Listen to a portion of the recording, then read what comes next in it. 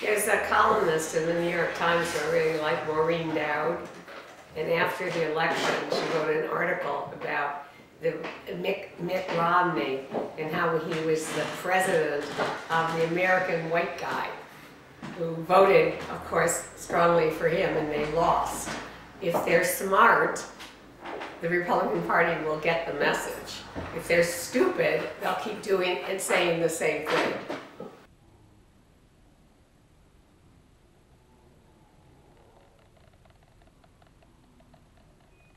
Well, number one, I'd be out of business, right? If there were no interest anymore and if art couldn't play a role. Ablutions was actually one of the first works of art on the subject of rape. In addition to the performance, I had spent weeks recording stories of women who'd been raped, and there was a tape going up throughout the performance which completely shocked the audience. And at that time, the subject was met by complete silence. Since that time, of course, there's been quite a lot of work on the subject. And in general, do I think art can have an impact in the way Ablutions did or the dinner party did? Well, I think it depends upon the nature of the art. There's a lot of art that's made for money. There's a lot of art that's about issues that very few people care about or can relate to. In my own career, what I've learned is that if art does deal with issues that people are concerned about in ways that they can understand and relate to, there's a really big audience for that kind of art. But that is not a popular attitude in the contemporary art world.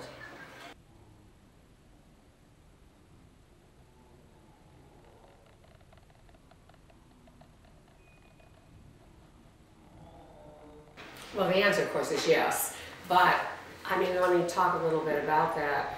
You know, I'm of the generation in America that worked, I didn't because I did everything in my studio, but I mean that worked for abortion rights for women.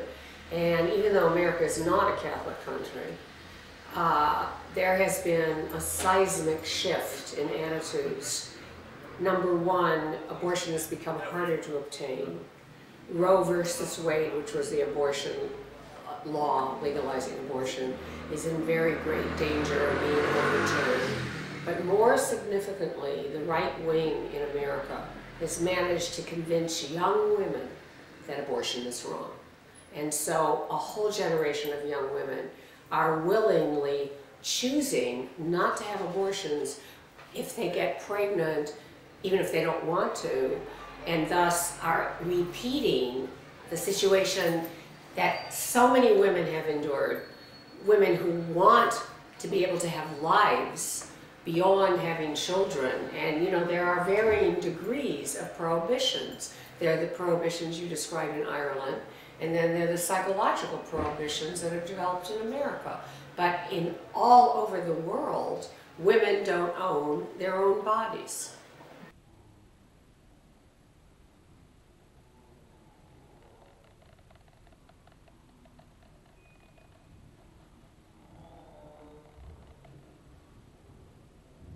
Well, you know, I have a lot of feelings about the covering of women in the Middle East in general, okay, in Islamic societies. I mean, I can understand why she would want to uncover herself because, you know, I've had dialogues with women in the Middle East who insist that the veil is not a big issue. You know, that's not the most important thing for them. There are political and social freedoms that they want to concentrate on, economic freedom. But you know, years and years ago, I went to Israel. My husband and I were working on a project on the Holocaust, and we went to the Orthodox section of Jerusalem called the Yesharim, and I had to cover my head and wear a long dress, and I'm a Westerner, so I'm accustomed to freedom of speech and freedom of space. and I felt as if I was shrouding my individuality. Now, for women in the Middle East, they haven't had the experience that we're used to. And in fact, there was an Iranian woman artist who spoke in California at a show I was in, and I had to stand up behind her because she was shaking from fear of speaking among people. She's used to only being able to wear clothes, not be covered, you know, and speak her mind inside her house. But like when I was watching all those pictures of the Arab Spring, it was mostly men in the street or covered women. And what that means is that women are not allowed access to public space as individuals.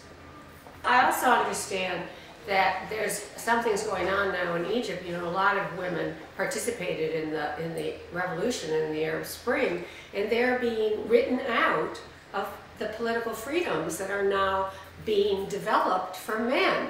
I was just talking to somebody about this who was in Cairo, and she was talking about having met with the women. So I understand why that woman would have wanted to do that. She did it as a symbol of her right to freedom of expression and freedom of personhood.